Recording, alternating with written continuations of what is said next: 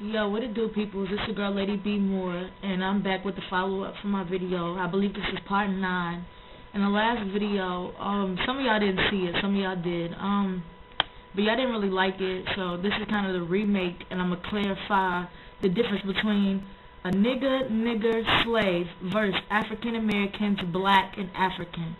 Because, yeah, in the last part, I didn't really do it, exactly like I should have. It was kind of confusing, so now I'm gonna just read them in a easier to understand manner, excuse me.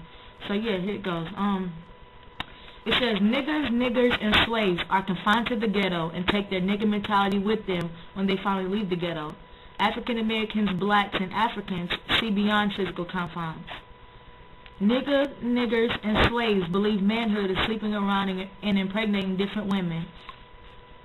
African Americans, black, and Africans knows manhood is building homes and being a part of their children's lives. Niggers, and slaves believe education is feminine, white, and nerdy. African Americans, black, and Africans seek knowledge and they always want to know more.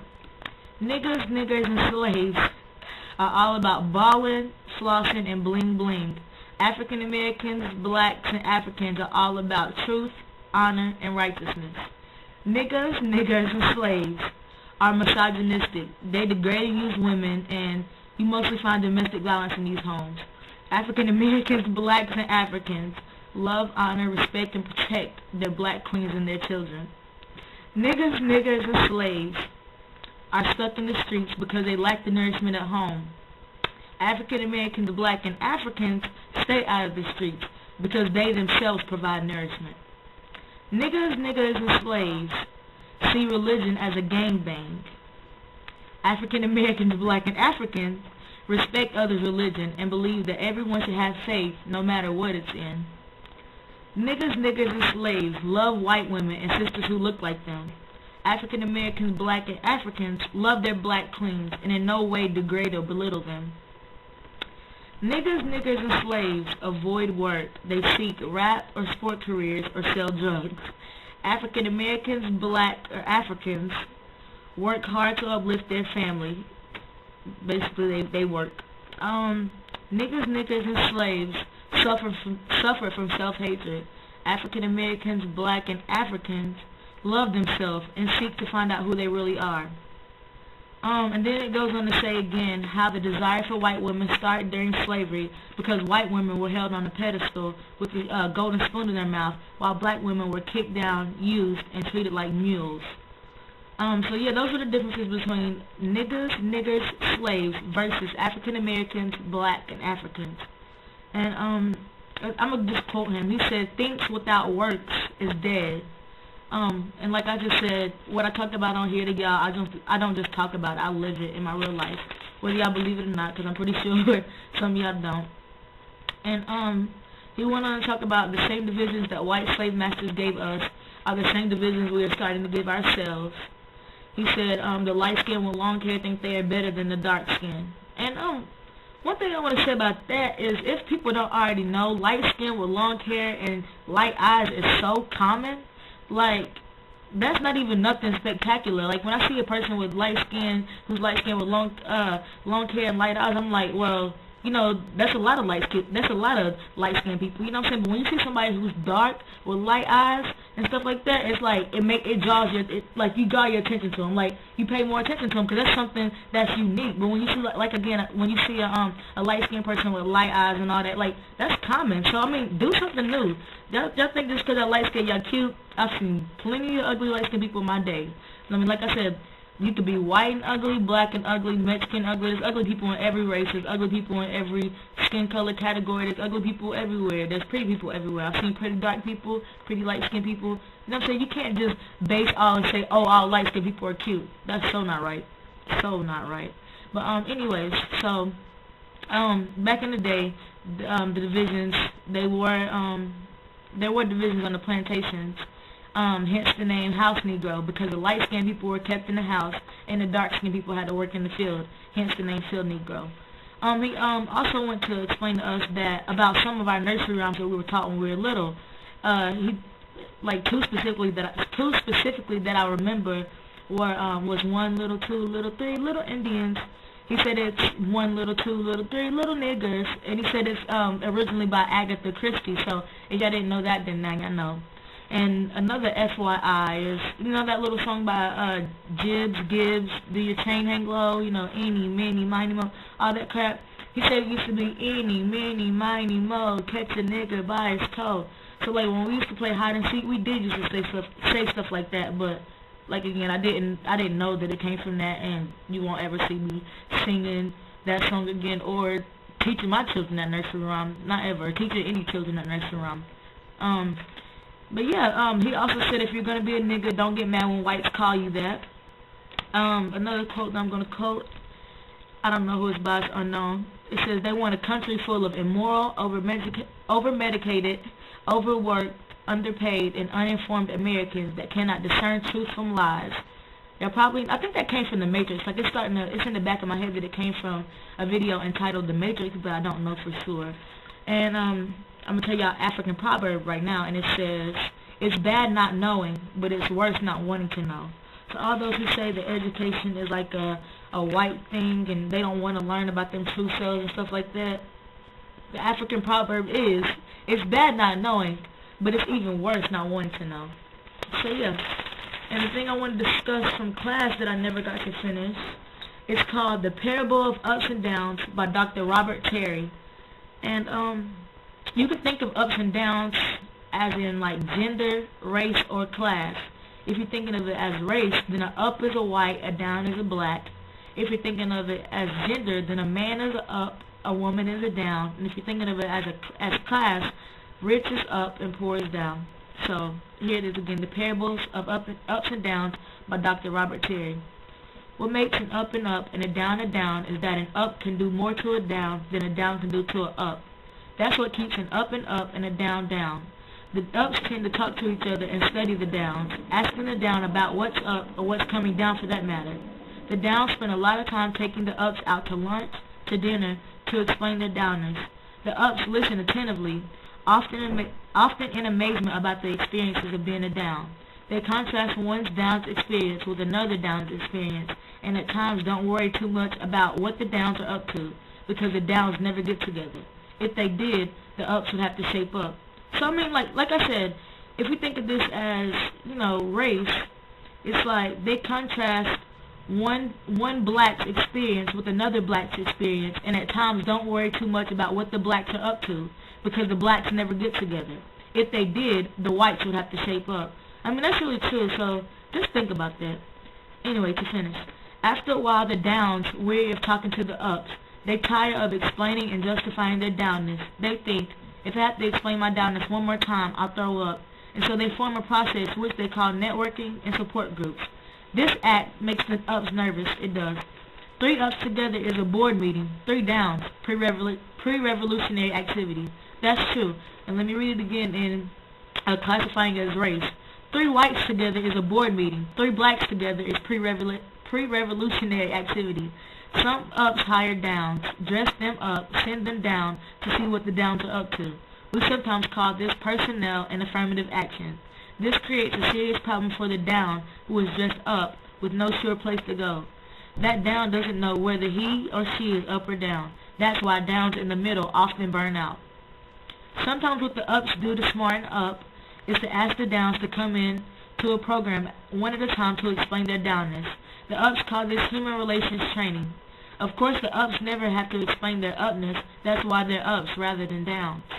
There's good news and bad news in this parable.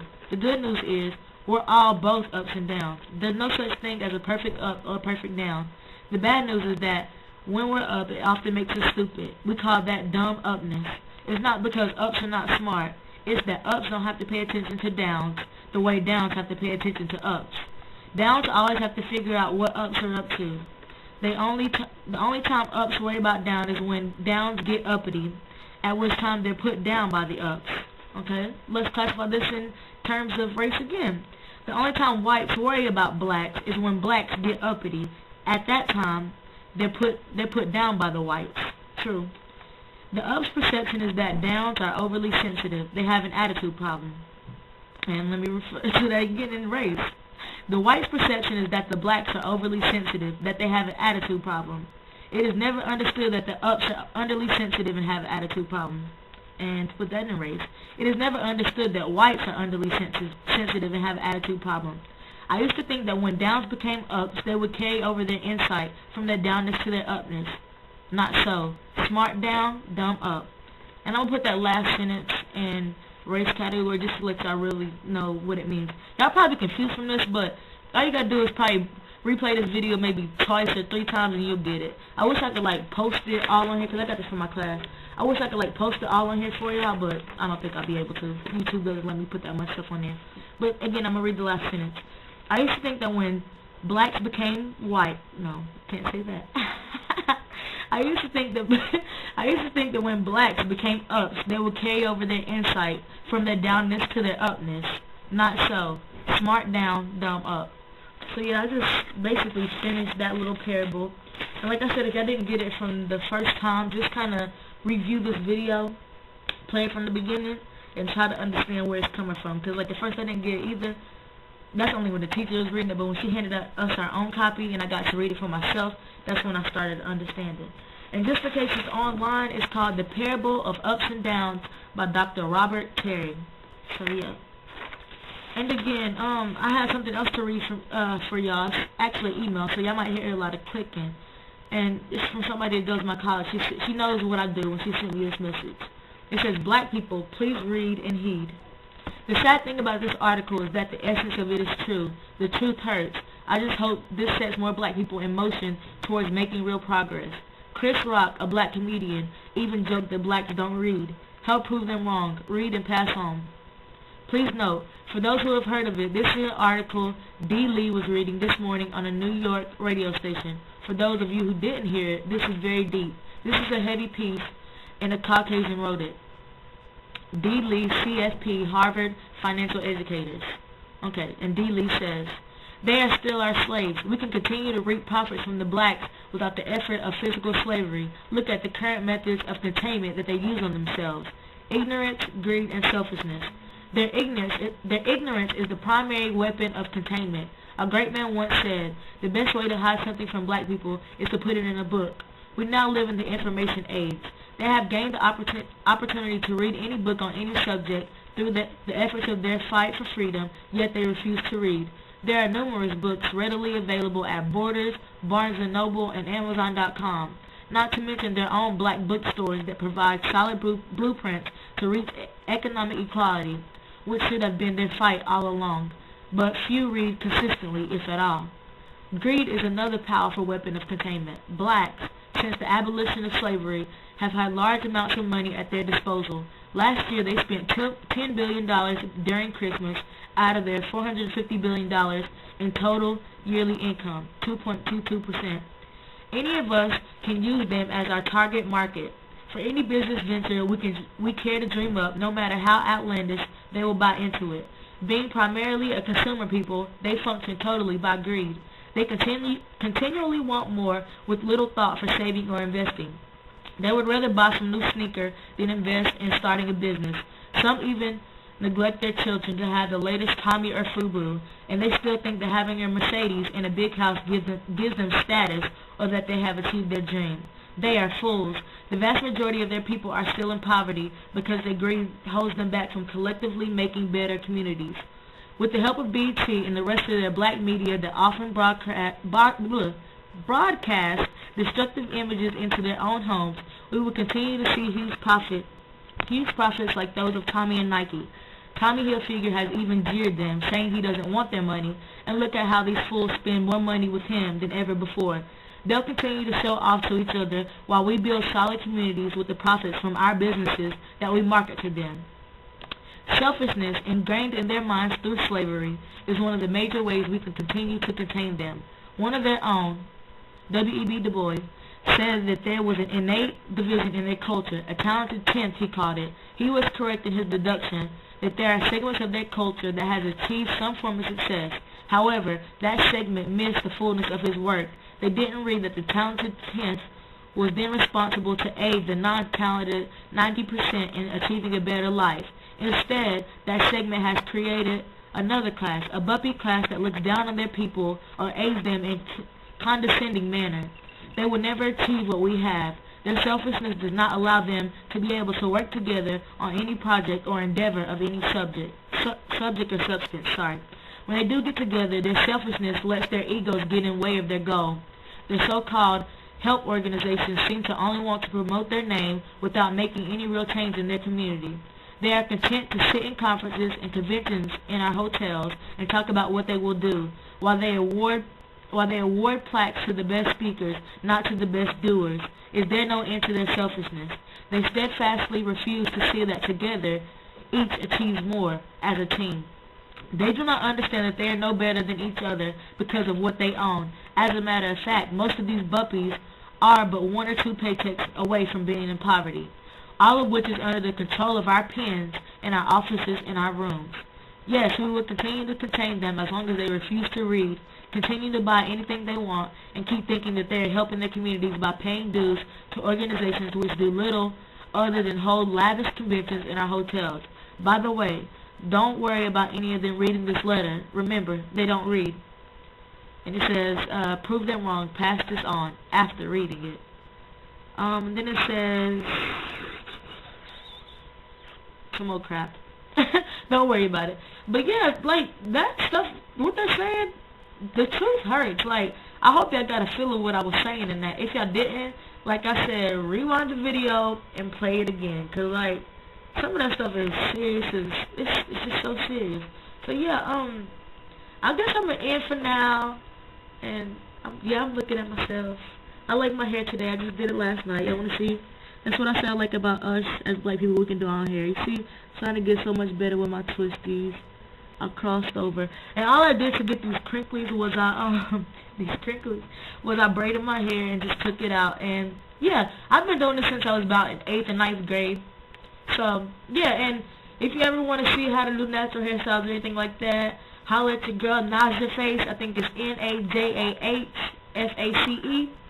Yeah, I'm gonna have to holler at her when I start trying to do my dreads. Like I said, I was gonna do them by 2008, but I just found out that I have to wait this whole little chemical thing out, so I probably won't get to do them till 2008. But like I said, mark my words, Lady B More will be natural in the near future. So, like I said, just mark my words, and I'm gonna close out on this. This is like one of the shortest videos I've done in a while. So yeah, it's like 18 minutes, and I'm gonna just close right here. Holla at your girl, my peoples. And for the people who don't get it, I keep getting these messages about my peoples on being so racist. My peoples could be anybody. Like I said in the beginning, it's anybody who's watching me. You could be black, white, Asian, Latino. You could be freaking red or purple. I don't care. Whoever's watching my video, y'all my peoples. Much love. One.